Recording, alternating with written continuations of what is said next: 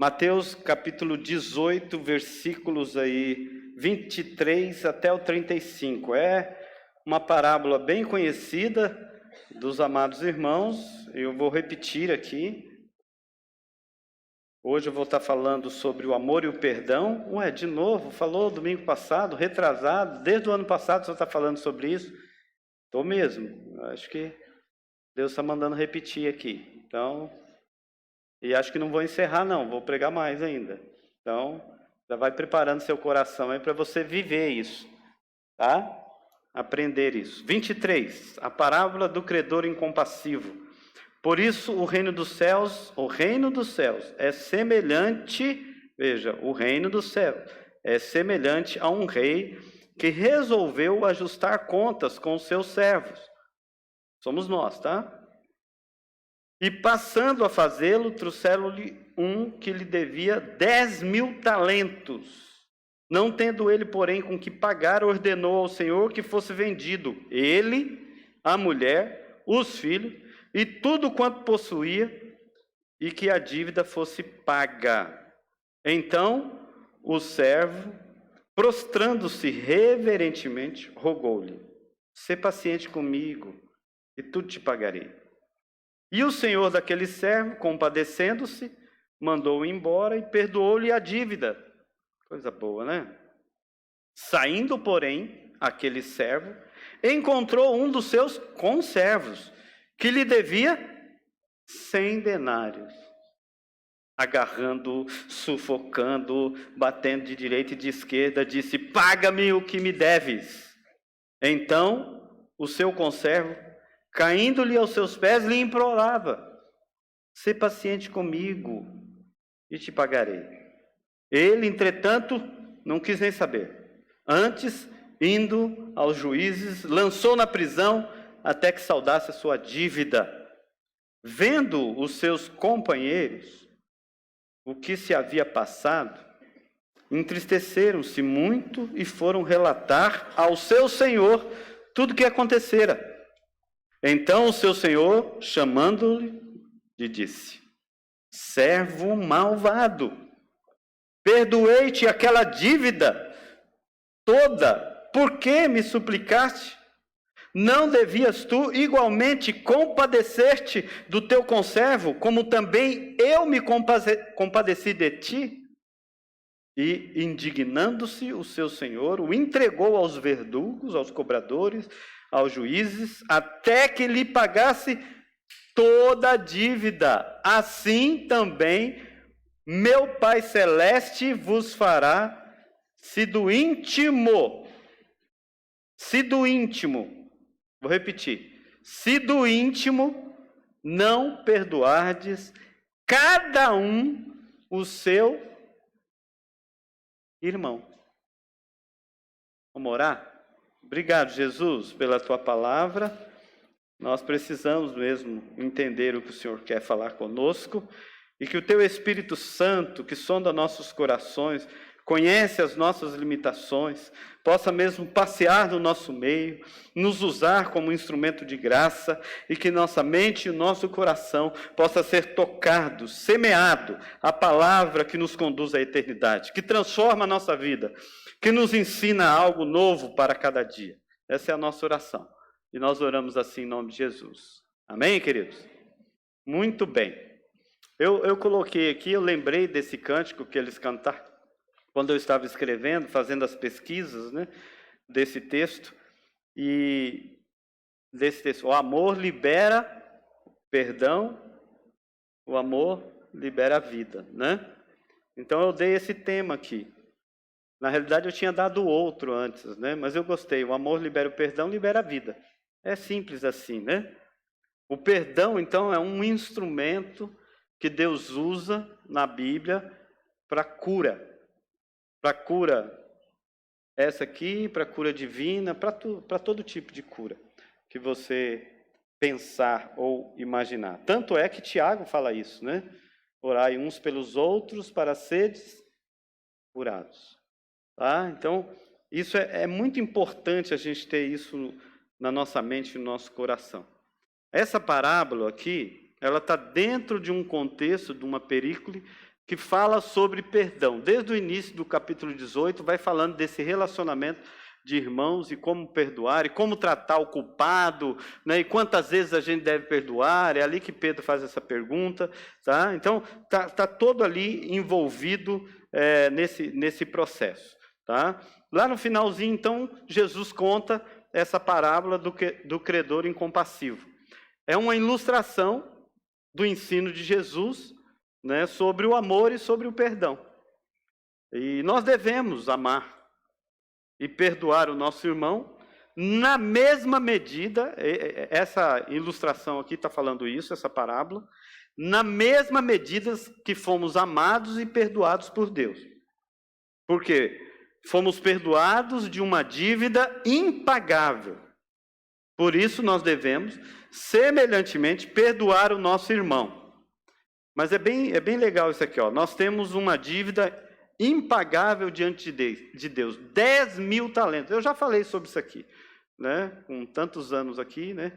Mas eu não sei se você lembra disso. Quanto que custa, quanto que vale, qual é o valor de 10.000 talentos? Alguém lembra aí? Quando eu falei isso aqui? 20 anos de trabalho. Não. É um pouco mais que isso. É quase, né? Um pouquinho mais que isso, tá? 350 mil quilos de ouro. O que você acha?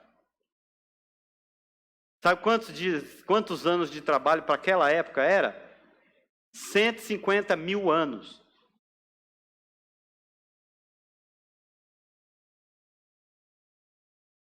Será que dá para pagar?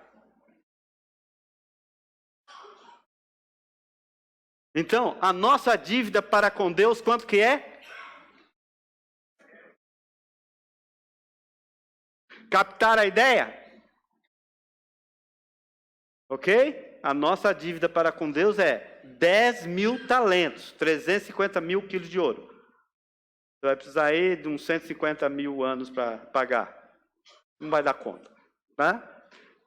Então, esse cara que devia 10.000 talentos, né, lembra que é exagerado isso aqui tudo, né? Foi lá e falou. Mas, quando esse homem é perdoado, ele sai todo feliz. Mas ele encontra alguém, não encontra? O seu conservo. Quanto é que o seu conservo devia para ele? 100 denários. Agora, aí quanto que é um denário? Aí todo mundo fica assim, o que será, hein? É uma diária, é isso, uma diária, tá? Você já teve diarista, tem diarista na sua casa? Então, é o valor de uma diária. 100 denários, então, daria quantas diárias? Quantos?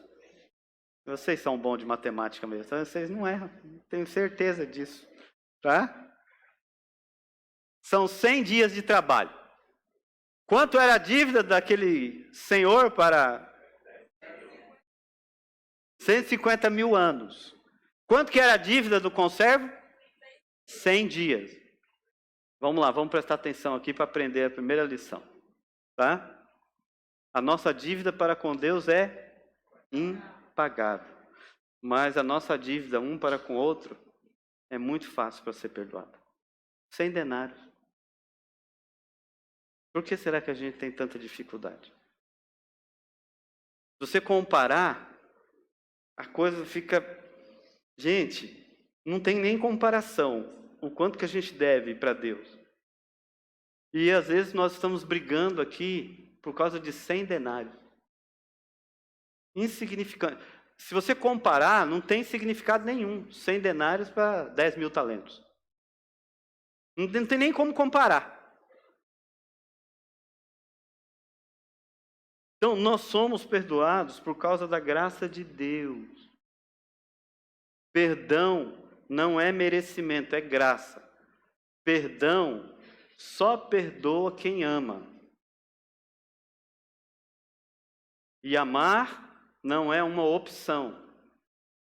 Amar é um mandamento. Gostar é. Às vezes um gosta de quiabo, o outro já não gosta, né? Um gosta de jiló, outro gosta de ovo. Um gosta de feijão, outro gosta de grão de bico. E aí vai. Gostar aí você pode gostar e não gostar, mas amar, você não tem opção. Amar é um mandamento. Deus manda você amar. E você cumpre. Quando você toma a decisão de amar, você tomou outra decisão, de perdoar.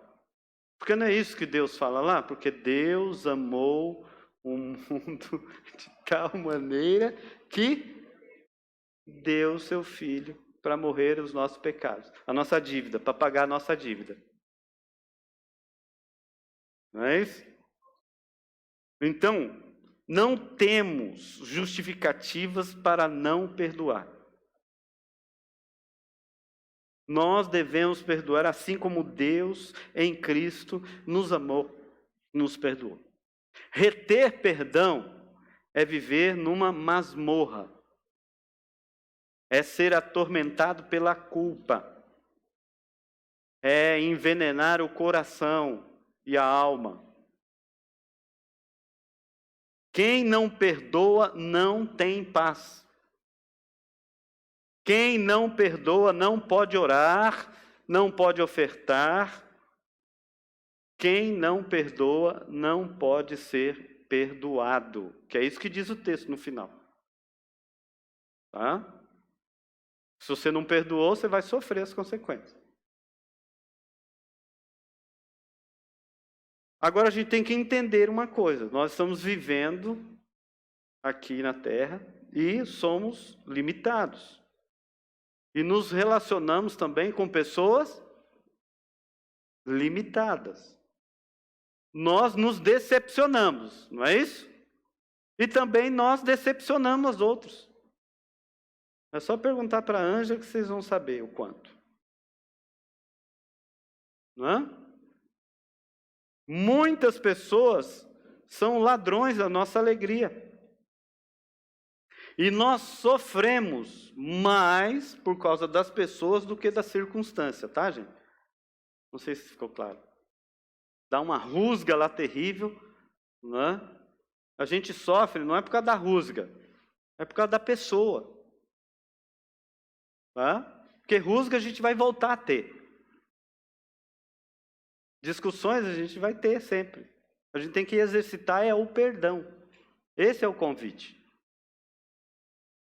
Nós vivemos num mundo extremamente ferido. Tá? Parece que as pessoas não entenderam que são limitadas e que os outros também são. Nós vivemos num mundo doente, cheio de mágoas, cheio de feridas. A gente vê isso aí muito claro, entre nações, entre tribos, entre famílias, entre irmãos, entre funcionários e patrão, entre próprios funcionários. A gente observa isso na família, por exemplo, a família hoje, 50% dos casamentos são desfeitos. 38% desses 50% está escrito lá incompatibilidade de gêneros. O que é isso, gente? Quando eu vejo um negócio desse assim, a incompatibilidade de gêneros. Ué, por quê? Você não existe nesse mundo? Você vai mexer com gente incompatível com você o tempo todo.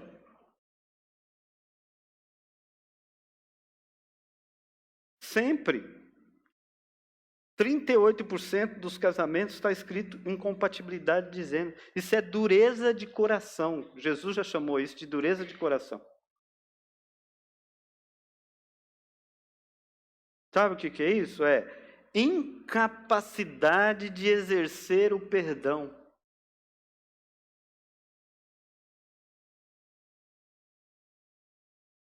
As nações vivem em pé de guerra. Com motivo ou sem motivo, eles estão soltando bomba uns nos outros aí. Derrubando aviões, que não tem nada a ver. Coitado dos aviões, né, que passam naquela região lá, estão sofrendo, né? Em menos de um ano aí, acho que foram 3 aviões abatidos, né, por mísseis russos. Então, cuidado, se for lá para o Oriente, né, tem que tomar cuidado no tempo que você vai estar passando lá por cima daqueles países. Tá? Então, Quem sofre é o inocente. Com motivo ou sem motivo, eles estão lá. Por questões financeiras, eles estão brigando. Por mero poder também. Isso eu estou pondo numa grande escala, tá? Se a gente trazer para pequena escala, é a mesma coisa.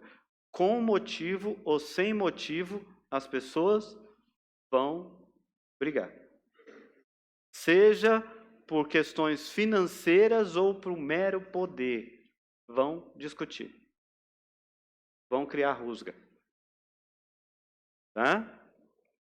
Então, o pecado mais presente na igreja é o pecado da mágoa, do ressentimento, da falta de perdão, da falta de amor. Não é o ódio, tá, gente?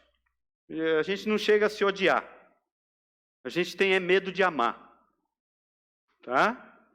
Lembra de 1 João capítulo 4, versículo 18? O que diz lá? O perfeito amor lança fora todo ódio. Todo medo. Todo medo. Nós temos medo. Por isso, não amamos e temos dificuldades de perdoar. Quando a gente tem medo, o que acontece no nosso coração? A gente tem medo de assumir responsabilidade, compromisso, de se entregar aos relacionamentos, de abrir-se para as outras pessoas, de experimentar a alegria de viver a plenitude do amor e do perdão de Deus. Quem não aprende a amar, não vai conseguir perdoar e vai adoecer. Então, como resolver isso? Então, a gente tem algumas coisas aqui para nos ajudar. Né? Primeiro, eu já falei, o amor lança fora. O amor libera o perdão, né? E o perdão libera a vida. Não é isso? E o perdão é algo divino. Quando você perdoa, você está sendo um instrumento de Deus. Entendeu isso? Dá para você falar aí com seu irmão assim, ó, seja instrumento de Deus. Fala aí. Então, a primeira coisa que eu coloquei aqui é uma decisão de amor, perdoar. Vamos falar isso? Uma decisão de amor, perdoar. Porque faz parte, queridos, da natureza do povo de Deus, perdoar. Colossenses 3,13 diz assim, ó, sejam moderados, satisfeitos com o que vocês têm, rápidos em perdoar uma ofensa, sejam tão rápidos quanto Deus os perdoou. E assim vocês irão se revestir de amor, que é a roupa básica para todo cristão. Olha que versículo bonito. Depois você lê em casa, Colossenses 3,13. Mas nunca li isso na minha Bíblia, depois você lê. Não é para ler agora não, só anota.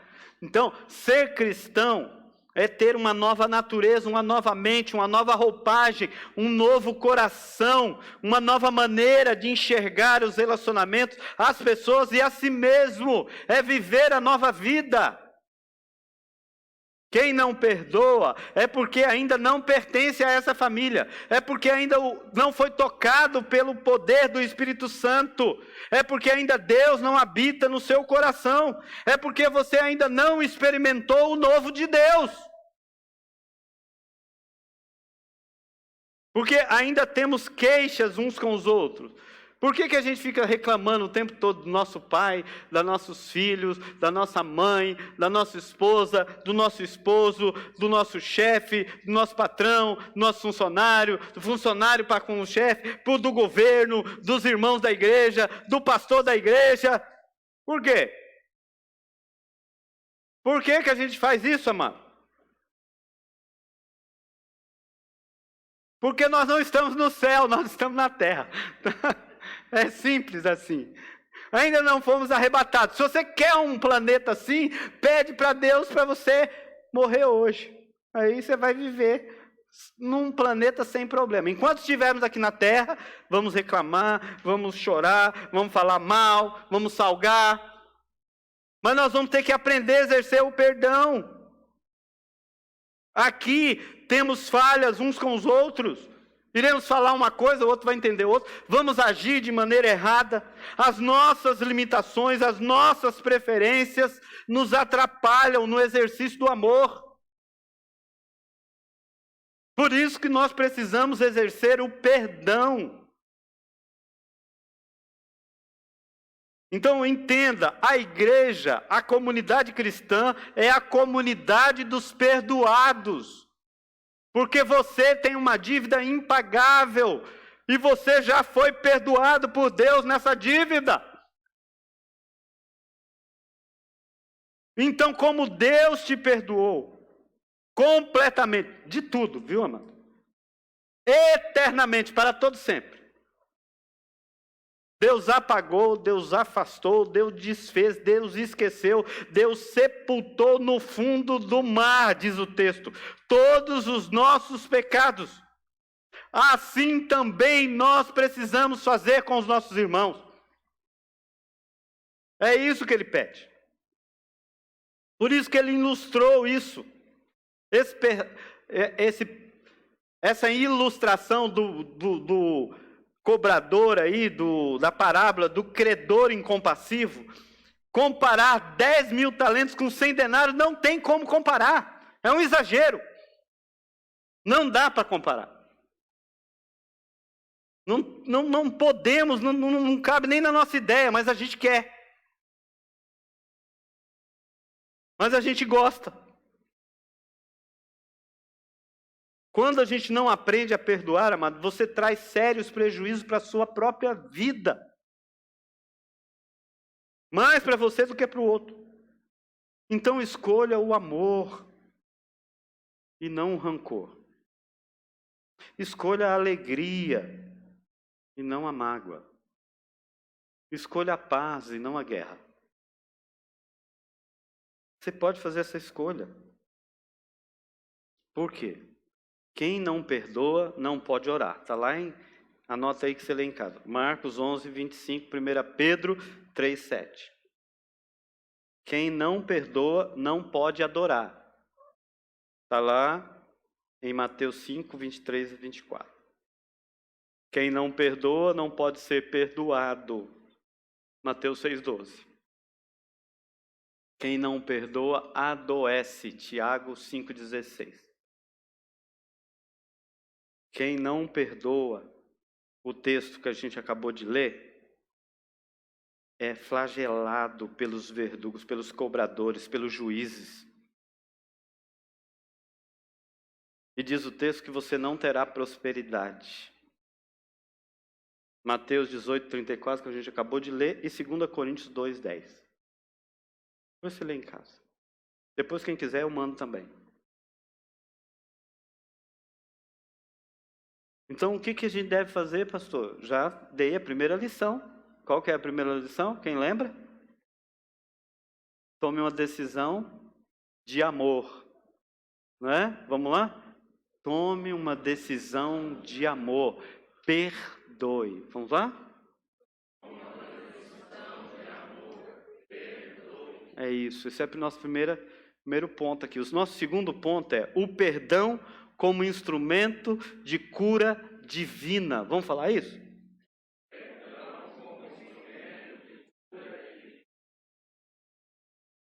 Há pessoas doentes emocionalmente, porque nunca se perdoaram e não perdoou ninguém. Ficam solitárias, depressivas ou agressivas, ou, como eu disse de manhã, chata, né? Já viu que tem gente chata pra caramba, né? Tem crente chato, tem pastor chato também. Tá? Então, é assim. Há pessoas doentes emocionalmente, porque ainda não experimentaram o perdão. O perdão de Deus, perdão a si mesmo e o perdão ao próximo. Filipenses 3:13, olha que bonito isso, ó. Irmãos, opa, eu estou incluído aí, você também. Paulo está falando para Filipenses. Quanto a mim, não julgo que tenha alcançado, mas uma coisa eu faço. Você já sabe o que ele diz aqui, né? Esqueço-me das coisas que ficam para trás. Avanço para as que estão adiante de mim, e assim eu prossigo para o alvo. Paulo, durante a sua vida, amados, acumulou desafetos. Paulo, durante a sua vida, teve dificuldades de relacionamento.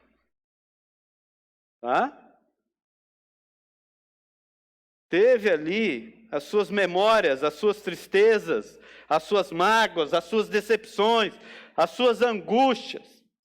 Mas o texto diz que todas elas foram curadas. E você também pode ser curado hoje.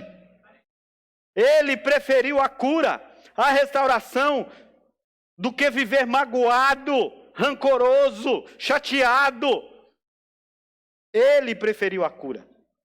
Eu vou para frente, deixa esse negócio aí para trás. Eu quero ir para frente, eu quero olhar para o alvo. Há pessoas doentes porque vivem cativas da mágoa, vivem desenterrando o defunto. Já viu desenterrar um defunto? Eu já vi. Cheira longe.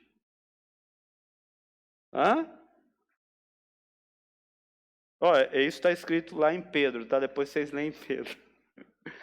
Lá também está escrito, sabe o quê? Que quando você não perdoa, você volta como o cachorro para o próprio vômito. Quer mais um pedacinho? Diz assim, ó. Tá ruim, né, esse negócio, mas é verdade, tá lá na Bíblia. Pode falar? Não tem gente falando assim, tá ruim, mas pode falar. Não. Eu vou contar a história, aí depois eu falo. Nós estávamos na casa da vozinha lá, esqueci, até fugiu o nome aí da sua avó, Nani. A dona Nair. E quando nós chegamos, o John, sabe quem é o John, né? O cachorro da Nina. Saiu. E aonde você acha que ele foi? Tem um gramadinho lá perto, estava um cheirinho de carniça. Aí o John escapou, aonde que ele foi? Rolar na carniça. Aí ele chegou todo cheiroso, né? E o pior não é isso, o pior é que entrou outra pessoa, o que ele fez? Saiu correndo, foi de novo para a carniça. Quando você não perdoa, é isso que você faz. Você fica rolando na carniça.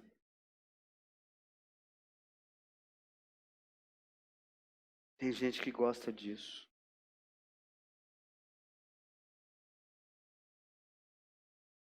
Mas preste bem atenção aqui numa coisa. Eu não estou falando para a gente não aplicar justiça, não sei o quê. Tem gente que me deve, ou não sei o que lá, ou tem processo lá. Tenha cautela. Tenha cautela. O que a gente não pode é, como diz em Mateus aí, 19, depois vai falar assim, não, Jesus Cristo vai falar, não esmague mais a cana que já está quebrada. Então, tome cuidado com isso. Porque às vezes nós queremos impor a nossa própria justiça, em vez de aplicarmos a justiça de Deus. Muitas vezes a gente não exerce perdão porque queremos ser mais justos do que o próprio Deus. Entenda isso. Então tome cuidado. Tenha cautela. Por quê? A mulher adúltera, quando foi apanhada lá com um objetivo, como objeto pelos fariseus, lembra disso? Qual que era a lei? Toda mulher que fosse pega em adultério seria apedrejada na praça pública. Não é isso a lei? Jesus aplicou a lei ali? Aplicou a lei do amor. Não foi? Ele amou aquela e escreveu no chão. Se eu tivesse lá, tinha escrito os meus pecados também, né? Ou os seus. Mesmo, lembra que eu preguei aí semana passada, falando, mesmo que os nossos pecados estejam escritos nas paredes, Jesus vai nos amar. E Ele vai nos convidar a viver uma vida santa. Fala, vais e não peques mais. Jesus, quando estava esperando Pedro chegar da pesca lá, com um churrasquinho,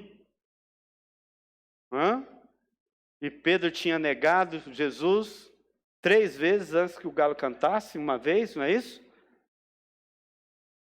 E Jesus está ali, o que é que Jesus fez? Churrasco, gente. Churrasco de peixe, preparou uma festa, esperou Pedro chegar. Pedro foi correndo, abraçou, é o meu mestre, não é? E o mestre dele falou o quê? Você quer me abraçar? Acabou de me negar aí 3 vezes, não foi? Foi isso que Jesus fez? E ele tinha direito para fazer isso? Com certeza, ele poderia botar o dedo na cara de Pedro e falar, cara, seu cabra sem vergonha, cabra safado. Ele não tinha esse direito? O cara não tinha falado que ia morrer por ele, fugiu? Canelinha de fogo, saiu correndo. Não é isso? Não. Jesus apenas fez algumas perguntas, 3 perguntas. Pedro, tu me... Pedro, tu me... Pedro, tu me... Se você me ama, você vai aprender a perdoar. Que bacana, gente. Por isso que perdão é cura divina. Pedro foi curado. Curado naquele momento. Nós devemos entender isso. Não sepulte problemas. Tá? Não sepulte problemas. Às vezes a gente fala assim, já mudei de cidade, já mudei até de país. Aquela pessoa foi embora já de vez. Não, a culpa está na sua cabeça, na sua memória. Tá? Resolva. É preciso arrancar o mal pela raiz. É preciso ter atitude. E atitude de amor. Tá? Outra coisa. O tempo vai dar conta nisso. Tempo não dá conta de nada. Tá? Tem gente que fala assim, o tempo é um santo remédio para curar feridas. Não. O tempo só pode piorar. O tempo pode matar. O tempo pode construir barreiras que serão intransponíveis. Lembra dos irmãos de José? Que contaram aquela história maluca para o pai? E levou ainda até um sanguinho de carneiro lá, na túnica. Quem lembra quantos anos passou até que José chegasse ao trono? Alguém lembra aí? 22 anos. 22 anos depois, não é isso? Porque ele está com 30 anos, ele sai com 17. Né? Ele assume o poder. 10 anos depois, os irmãos, pai tem a fome, e ele chega ao encontro de José. 22 anos depois, quando José encontra com os seus irmãos, o que está na cabeça dos irmãos de José? A mesma culpa do primeiro dia que José foi jogado no poço. A mesma culpa. Por quê? O tempo não cura nada. Pode até piorar. Porque eles estavam com medo de José. Estavam com medo de José. Estavam com medo. O que vai acontecer? O que eles vão fazer? Outra coisa é, você fica aí, eu fico aqui. A indiferença. Você não fala comigo, eu também não falo com você. O silêncio.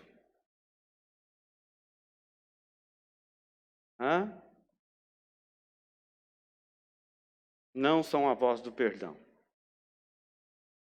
Só uma pessoa. Lembra de Davi?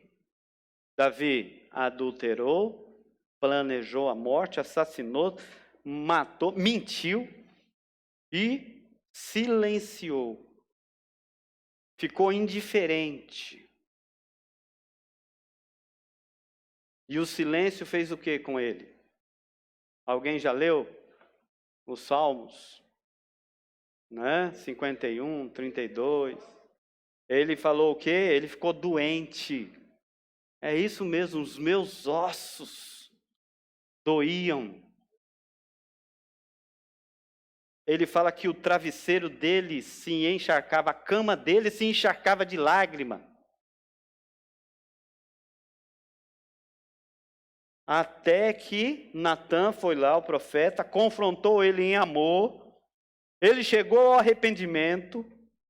E enquanto ele não confessou, amados, enquanto ele não procurou as pessoas que ele ofendeu, que ele machucou, que ele tirou, que ele destruiu, não foi restaurado na vida dele a alegria de salvação, que é isso que ele termina falando no Salmo 32. Restaura em mim a alegria da minha salvação. Gálatas 6, 1 e 2, olha que bonito, ó.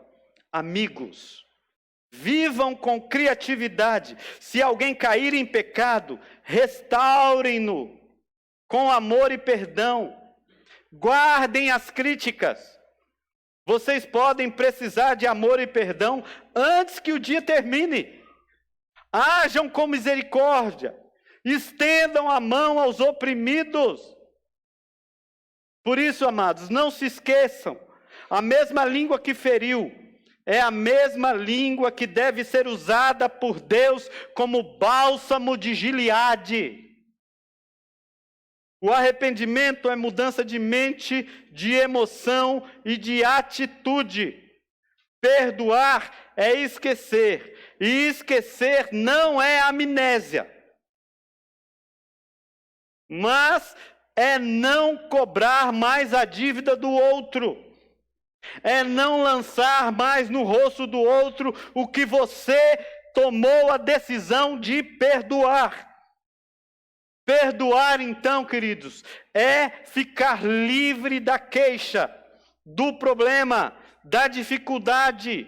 É deixar o outro livre e se libertar também. Perdoar é libertador. Perdoar é receber a cura do próprio Deus. Receba a cura. Entenda isso. Qual que é o nosso segundo ponto? Perdoar é receber. Eu terminei com o que eu falei, a cura divina. Eu sei que vocês estão entendendo. Isso aqui é só pedagógico e didático que a gente fica fazendo. E a gente encerra, então. O amor libera o perdão e o perdão libera a vida. Vamos falar isso?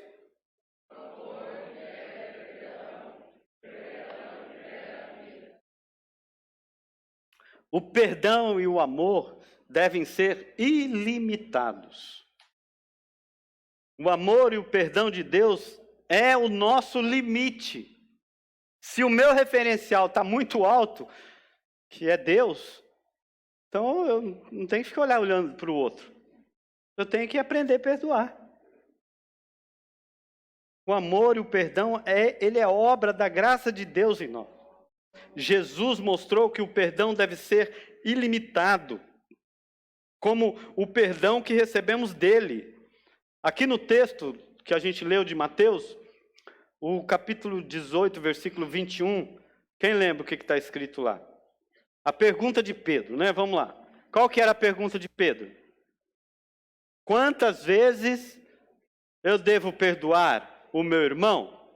7 vezes? Porque essa era a ordem dos rabinos, tá? Se escrevia isso no Talmud. E ali eles escreviam e colocavam: se o seu irmão errar contra você 7 vezes no dia, perdoe ele essas 7 vezes.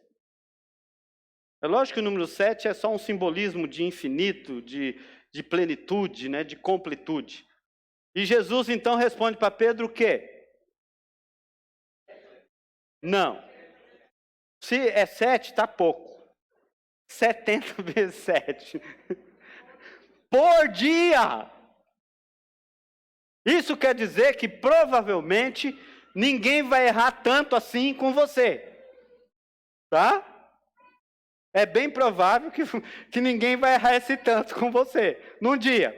Então, o perdão é ilimitado.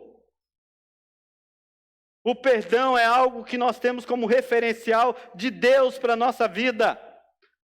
A oração, né, chamada sacerdotal, dominical, ou tantas outras coisas que a gente dá para a oração de Mateus 6, né, que a gente ora e nem sabe que está orando, né? Pai nosso que estás nos céus, santificado seja o teu nome. Aí tem um momento da oração, tá? Para quem não lembra, que fala, perdoai as nossas dívidas. Então Deus nos perdoa primeiro. Assim como nós perdoamos os nossos devedores. Senhor, o Senhor perdoou 10.000 talentos, mas tem um irmãozinho que deve 100 denários. Me ajude a perdoar esse cara. Me ajude.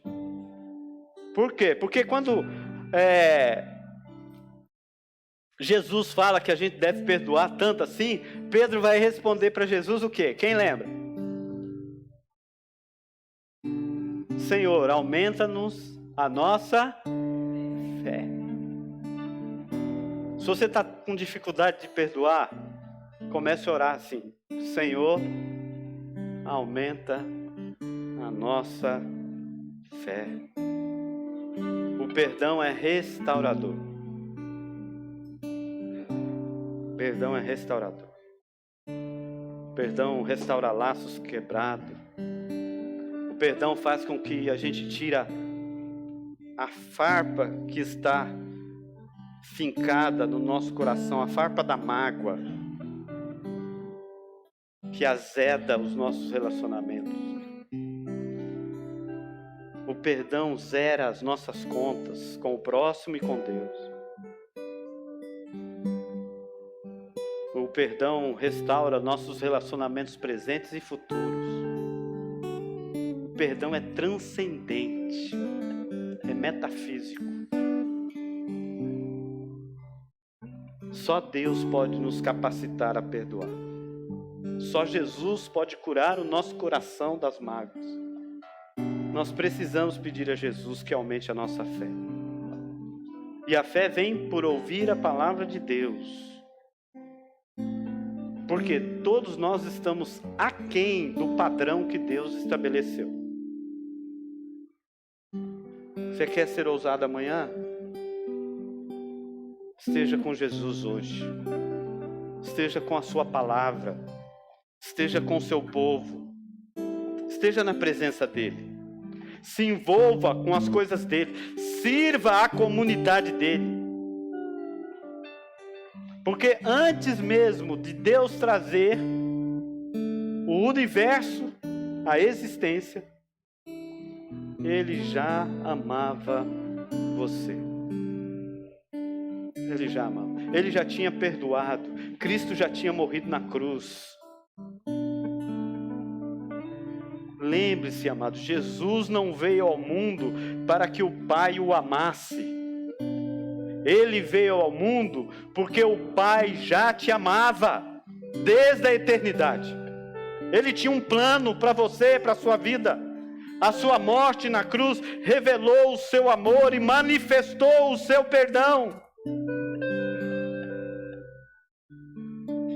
Assim, o coração de Deus ficou inclinado para nós. É dessa forma que Ele nos conduz no meio do vale da sombra da morte, no meio dos campos.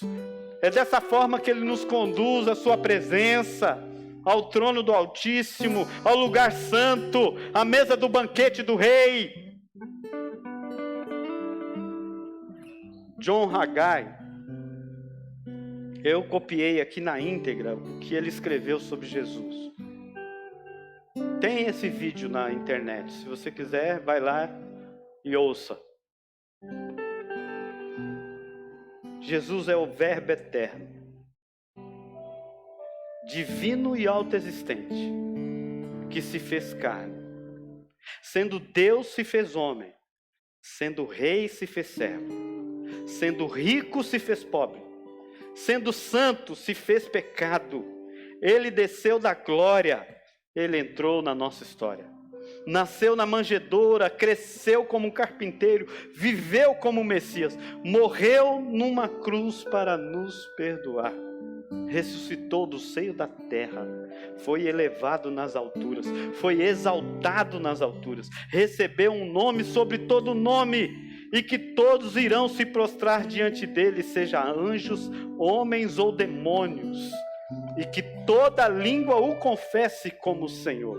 Ele é o Rei dos Reis, o Senhor dos Senhores. Ele é o Alfa e o Ômega, o princípio e o fim. Ele é o sol da justiça, a brilhante estrela da manhã. Ele é maravilhoso, conselheiro, Deus forte, Pai da eternidade, príncipe da paz. Ele é o cordeiro que foi morto, mas vive pelos séculos dos séculos. Ele é o leão da tribo de Judá. Ele é a raiz de Davi, que venceu, que há de vir e abre os 7 selos. Ele é o fundamento, ele é o dono, o edificador, o protetor da igreja. Ele é o pão da vida, ele é a luz do mundo, ele é a porta das ovelhas, ele é o bom pastor, ele é a ressurreição, ele é a vida, ele é o caminho, a verdade e a vida. Ele é a videira verdadeira, o Messias prometido, a pedra angular, a rocha que edifica